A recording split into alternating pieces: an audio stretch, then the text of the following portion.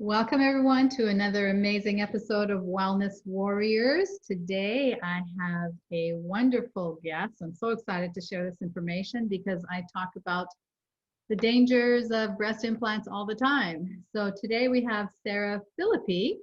I met Sarah at basically a conference, and we definitely connected and definitely have the same thoughts and views on so many things. So Sarah started off as an RN, and then she became certified as a functional diagnostic nutrition practitioner, a true cellular detox practitioner, and a breast implant illness expert. Like most people who become experts in something, it's usually because they have a story behind becoming an expert. So welcome, Sarah. Thanks so much for being on the podcast. Of course, I'm so happy to be here and just, talking about this really important information. Absolutely, absolutely.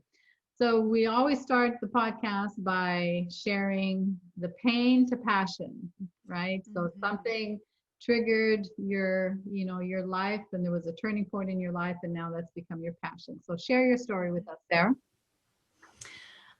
So I think that, my turning point can go all the way back to when I was young, maybe 11, 10, somewhere around there.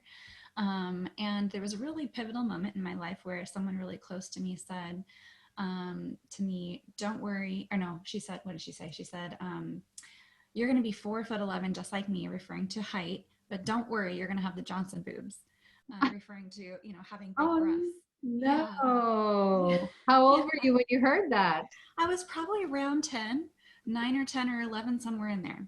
Wow. And so that really set the stage for me, I feel like, to have this kind of obsession with not wanting to have small breasts and wanting to have big breasts. And I saw my mom, who's fairly small chested, get teased a bit as well, by my family, and just, how she was so small chested. And I didn't want that.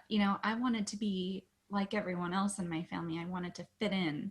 And, so this kind of, it came from that place of wanting to fit in, but also that moment, I think, defined what being a woman is for me, or was. Not that that's true, but in my mind at that time, just, we're so young, you're a sponge absorbing information to create meaning about the world and about who you are. And so I think that's kind of where it came from when I look back. And then when I was in my late 20s, I started to become really, really into fitness and bodybuilding, and just wanting to build that perfect body, despite the fact that I wasn't really focused on health at the time. And so, along with that, came my desire for breast implants, because I had always wanted bigger breasts. This is something I had longed for since I was young. And so I made that choice, and I never had a symptom to speak of before that. That doesn't Well, let mean that I me let me just ask you that question. So what was it like to be, small breasted and then to wake up after surgery and Mhm. leave the office and now you have breasts, bigger breasts? Was it heavy? Did it feel different? Did your body how did you react to that? It was an interesting experience for me personally, because it wasn't love at first sight that I would expect it to be. I had a really hard time looking at myself in the mirror, at my new body in the mirror, because it wasn't me. It Mm, wasn't my body. And so I had a tough time emotionally with it. I cried every day for months. really Because interesting. yeah, I just knew, like, this is not me. Like, this isn't my body. This is not what I'm used to looking at for the past, 15 years. And so that I struggled with that for quite a while. And no one told me that that was a possibility. I just expected to love them. And it was probably several months before I grew to like them. And I did eventually grow to really, really like them. And I felt better about myself. I felt more confident. I felt like, just like, I fit better in clothing, and I looked better in clothing, and all of that. So there was a level of confidence that came along with it, after I got used to how they looked. Mhm. And so I was working night shift as a nurse and pushing my body really, really hard at the gym and cyclical dieting and just very stressful lifestyle, eating very poorly. I would eat a protein shake and like a skinny cow ice cream sandwich for lunch after a workout because it fit within my macronutrients that I was aiming for, even if it wasn't healthy. That wasn't, in my mind at the time. I didn't know anything about diet back then.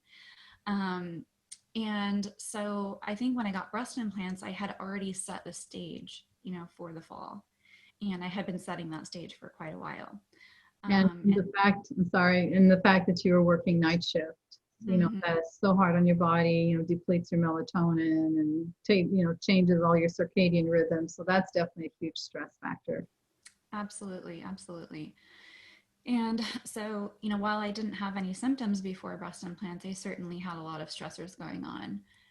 And so, within about, I would say, 6 to 9 months of getting breast implants placed, I started developing unexplainable symptoms. I started developing symptoms that made me think I was hypothyroid. So, I was cold all the time. I had a lot of fatigue all the time. I was losing my hair. My skin was dry and flaky. I Wow. was breaking out. I was bloated. I was, starting to have constipation and diarrhea and things like that. So GI issues popped up.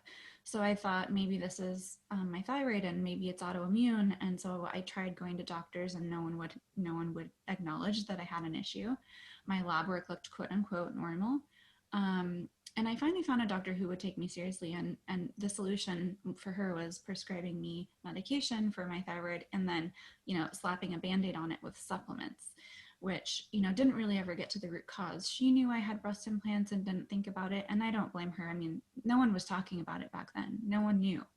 Um, and so that kind of sent me down this path of really looking for, what could be the root cause of all my health issues. And I kept developing more and more and more symptoms. And so I got to a place where I was having insomnia and irritability and anxiety and just not being able to be out in public because any amount of stimulation was too much. So, sound, chemical smells, light, all of it was overwhelming my nervous system. Mm. I would have heart palpitations and my heart would just race out of nowhere when I was doing nothing, just sitting on the couch. I had horrible gas and bloating and pain every day in my abdomen. Um, I had cystic acne. I had perioral dermatitis. I had period problems. My menstrual cycle was completely out of whack. My hormones were just tanked. My cortisol was tanked. My body was really suffering. And it took me a long time to really get to the point where I could acknowledge that my breast implants were part of this problem because, like I said back then, this was 8 years ago or so. No one was really talking about it. I had this instinct, to Google search, symptoms developing after breast implants. And there I found one person on realself.com mentioning something about her experience, and that just wasn't enough for me to go off of and make that huge leap of faith and have them removed. um, and so, as I was going through my FDN training to become a functional diagnostic nutrition practitioner, my mentor at the time said, I had mentioned to him that I had breast implants, and he told me, you have to get them out. That could be why you're not getting better. And so that kind of planted the seed even further for me. And then I was working with another doctor, a Lyme literate doctor who was treating me for chronic Lyme at the time. And he said to me, don't worry about the breast implants. If we get your immune system fixed and we deal with the Lyme, your breast implants shouldn't be a problem. And so this gave me hope. I had this little glimpse of hope that maybe I can do all this work and fix my body and not have to get them out. So I went down that path of doing everything I possibly could, addressing all the infections, addressing my gut, addressing toxins and all of that, and changing my life around completely, doing every single diet out there that I could that's considered healthy, and just not getting where I wanted to go. I got better, but not completely better. And so what became the turning point for me was when I was struggling with my fertility.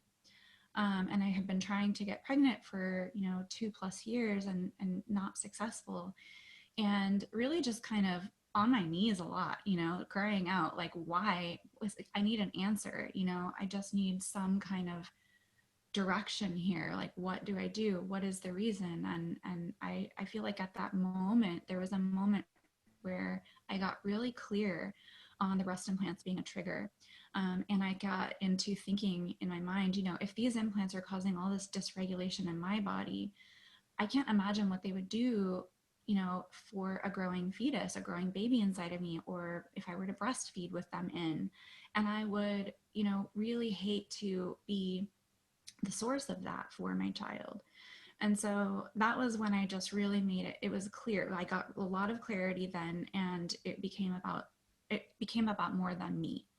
And so for myself, but also for the future health of my children and for the ability to maybe even have children someday, I decided right then and there, like, this is it, I have to get them out. And within 2 months, I had them out. So it was a quick decision and a quick action once I finally made that decision. It just took me a long time to get there. Wow, what a great story. So you had the surgery, and when let's talk a little bit about the surgery and why it's so what and you call that explant, correct? Instead of an implant, it's Mm-hmm. implant surgery. Are there specific things that women need to know when they do an explant surgeries? But I'm talking particularly about the capsules. Yeah. So it's really important that you do your due diligence, and really finding an expert surgeon who is an expert in the explant process, because the person who put them in isn't likely going to be the right decision for the person that you want to take them out, because most people who are placing them are not necessarily even people who believe that breast implants could be a problem, and so they don't really understand the importance of removing the capsule. So there's a few people within the United States who are considered like experts, and then there's several who are now coming around to this way of thinking and understanding and believing in all of this and learning how to do this properly. And so what you want is a surgeon who will remove your implants en bloc, and they can't guarantee that that will happen, but I would probably look for someone who has a really, really high success rate of doing that. The reason is because if you have a rupture and you have silicone implants, you're not necessarily going to know it, because most of the ones on the market right now that people still have in their bodies are cohesive gel. And so they're very sticky, and that means if there's a rupture, that's not going to, travel throughout your body and cause your implant to become deflated. Um, the toxins and the silicone do travel within the body, but if you had a rupture, it's not like a saline implant where it would just deflate. So you don't want the surgeon to cut open that capsule and then risk all of that, all of those chemicals just spilling right into your chest wall and then traveling throughout the lymph, because there's so much dense lymphatic tissue around the breast. Mm-hmm. And so you really want to protect yourself as much as possible from that. When with saline, it's the same kind of thing. Even if you had a tear or infection around within the capsule, around the implant, you don't want to expose yourself to that. So it's best if they are removed en bloc, which means that the capsule and the implant are removed together as one piece. Um, and then if your surgeon is not able to remove them en bloc, or there's any speck of capsule left behind that wasn't removed during the en bloc, they need to go back in and make sure all of the capsule is removed, because a lot of the contaminants within breast implants will make their way into the capsule that forms around the implant within that matrix. And there's also that also can harbor infections, different types of microbe overgrowth, and inflammatory cytokines, and all kinds of things that can continue to stimulate the immune system. So that all needs to come out. So Um, why does the capsule form? As a protection, you think, from the yeah, the body is really smart. It knows that those objects don't belong there. And so in order to protect you, that's its attempt to protect you, is to wall it off, to create this wall around it to try to protect you from that exposure. It's not a very good it tries its best, but it's not a very good, it's not perfect is what I would say, because over time, that capsule can become much more lace-like. And Mhm. so there can be, gaps and holes, and it can be imperfect. And so you have a lot of things that can actually get through that capsule. That's amazing. The body's intelligence, right? It tries to encapsulate it and protect you from it. Mm-hmm. Incredible. Mm-hmm. So, are there any safe breast implants? Mm. Yeah, I get this question a lot because a lot of women are um, really, like I was, hesitant to remove them. And if there's a safer option, they would like to try to go that route. Um, and so I think both options, both silicone and saline, have their own risks. Um, so silicone has, 29 different toxic chemicals and heavy metals on top of the silicone, which is neurotoxic and incredibly pervasive in the environment, in addition to the breast implants. Um, so there's that aspect. And then the saline also have a silicone shell.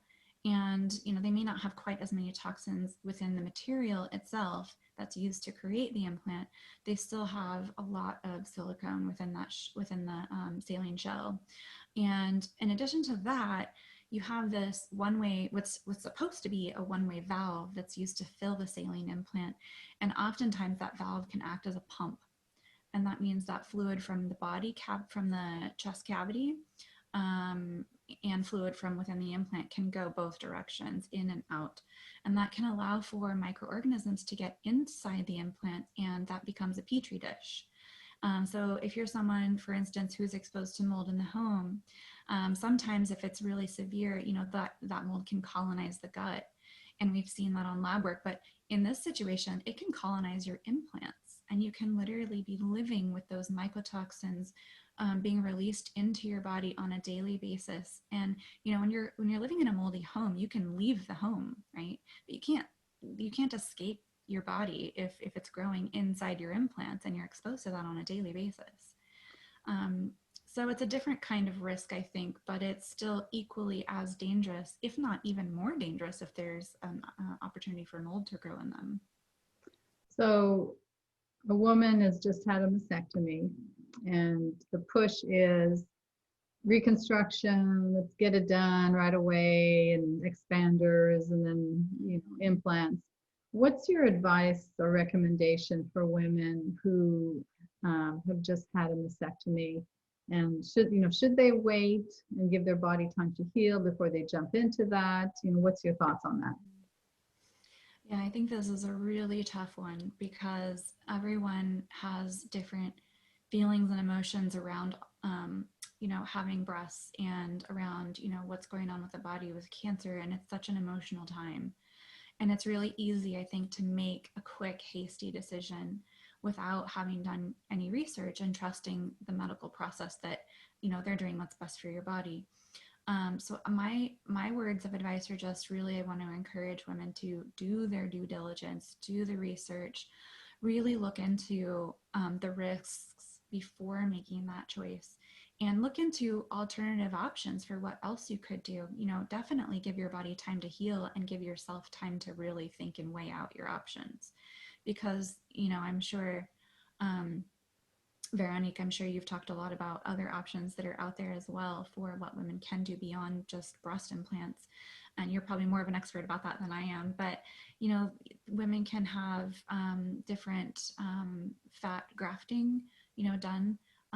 There's always risk to everything, though. Even women who don't have breast cancer and who are opting for a fat graft when they remove their implants, that has a risk as well. There's always a risk that you're damaging all the lymphatic tissue that's being affected by the liposuction. And that can significantly impact how your lymph functions. And your lymphatic system is such a huge detoxification organ. And so, there are risks and benefits. I think that the breast implants are the most risky. Um, and I know there's other risks associated with, grafting fat. For women who have had a history of cancer. So, there's just a lot of research that needs to happen in order to make an informed decision. Absolutely. So there's a new term that, well, relatively new term that wasn't around probably when you went through your journey. It's breast implant illness. So talk Yes. about that and how do the breast implants create so many problems in the body? Yeah, so breast implant illness, it's a relatively new term, and I don't even really love the term because I feel like it gives the breast implants all of the credit when they really only deserve part of the credit. But first, I'll talk about how they're problematic. So I think that they're problematic on a couple of different levels. I think first, they are a physical stressor. So the body, knows they don't belong there. And like we talked about before, it tries to wall them off to protect you from that exposure. However, I think, there's a lot of there's a huge immune component to that. There's a lot of inflammatory cytokines, a lot of immune response to those breast implants that's recruited to kind of try and deal with that, and that can actually create a lot of immune dysregulation because it never going away, right? Your immune system is just chronically trying to fight it off. And so what I commonly see is that your gut immunity is compromised, and low secretory IgA, which affects all different types of mucous membranes, so your mouth, your oral health, your gut, and then all kinds of different even people's eyes can be affected. And it's just really interesting to see how many people have oral health issues and chronic gum inflammation and gum disease and different infections in the mouth that develop during that time when they have had breast implants because the immune system is so downregulated. And that's a really common thing that I see on lab work, is that downregulated immune function, which paves the way for more pathogenic infections to take over the body. Um, and then the other way I see them being a problem is just the pure level of toxicity associated with them. So, I mentioned before, there's 29 different toxic chemicals and heavy metals within breast implants.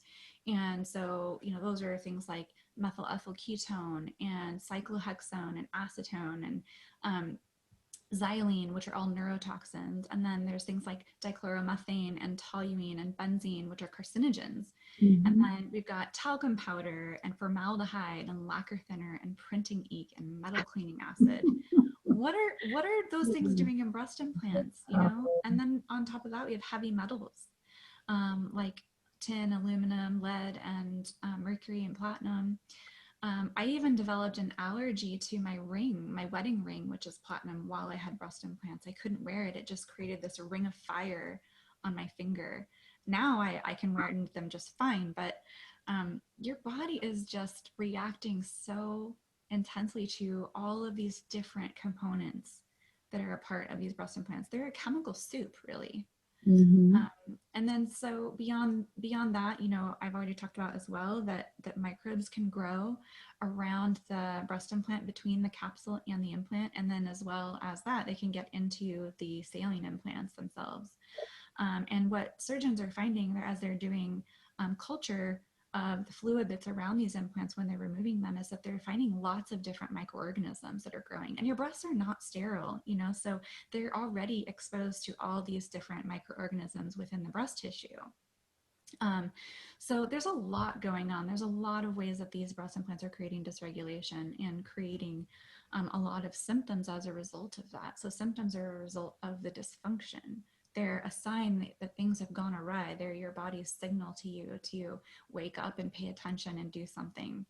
And they're typically the last thing that occurs when the body's breaking down. Yeah.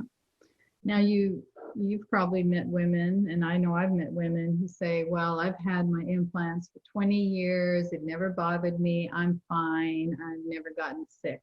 So what are your thoughts on that? Well, I think this goes back to the fact that the breast implants are not the only reason that women who were sick like me are sick. They're part of the picture. And so what I see typically is that there are usually a series of stressors that kind of come together to create this perfect storm situation where the body just starts breaking down. So it could be that someone, you know, has had breast implants for a couple of decades and not really had many symptoms or any symptoms with that, and maybe they have had a relatively uneventful life up until now as far as stressors go. Or maybe they just have a lot more genetic potential for handling stress and coping with stress, different types of stress. But eventually something may end up becoming the trigger or the straw that broke the camel's back. So, if someone gets in a car accident, or, maybe down the road they experience a divorce or loss of a loved one or some kind of mental emotional stressor, those things can be triggers. And at that point, it really doesn't matter what came first, the breast implants or the other stressors. They all need to be addressed in order for the body to get back to balance and for complete healing, complete and lasting healing. So, we can slap a Band-Aid on symptoms, but it's not true healing. We have to start removing all of the things that are creating stress within the body. And breast implants are a stressor, regardless of whether they're currently creating symptoms for you. So I've seen it a couple of ways. I think for me, it was, the breast implants were the straw that broke the camel's back, and so sometimes I also see women who have had amalgams for decades, mercury amalgam fillings in their mouth. Maybe they've had, lots of different other toxic exposures, like a history of smoking or some kind of mental emotional stressor, like maybe even past trauma, physical trauma or sexual trauma or things like that. Those are huge stressors on the body. And you have to look into that much mental emotional side of things in a history when you're trying to figure out how you got from A to B as well, so that you know what things need to be worked on in order for your body to heal. So that's kind of one thing I think is really helpful, is writing out like your timeline, what things you've been exposed to, what kinds of stressors you've dealt with throughout your life from birth until now. Were you born via a vaginal birth or a C-section? Were you breastfed? Did you have a lot of immunizations? Did you have a lot of stressors growing up? What kind of food and water were you exposed to? Yes. All of That those was things mine. Yeah.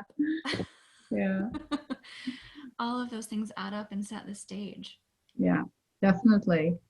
All right. So a woman like you decides that they want to go through the explant surgery, and they go back home and they wonder, so now what's the next step? How do I heal? How do I detoxify my body? How do they recover from all of that? Mm-hmm. So I think it's important to go through that history, that timeline, because that will give you indication about what things you need to focus on. So it's going to be different for everyone. I think the foundation, of course, is, cleaning up your environment. You can't control the outside environment, but we can control what we use and bring into our homes and put on our bodies and put in our bodies, right? So Mm-hmm. cleaning up as much as you can around the home, clean products, clean, personal care, cleaning products, food, water, air, even furniture and things like that, your mattress, things you're sleeping on, I think it's a third of our lives, yeah, that you're just breathing in those toxic chemicals every night.